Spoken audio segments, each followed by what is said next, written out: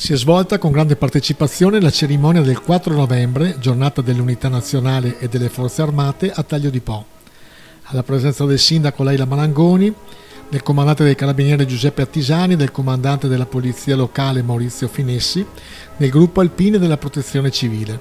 Protagonisti della cerimonia sono stati 150 alunni delle scuole elementari e medie di Taglio di Po che hanno emozionato i presenti eseguendo l'Inno d'Italia con le ocarine, strumento tipico del territorio e ormai simbolo dell'isola di Ariano.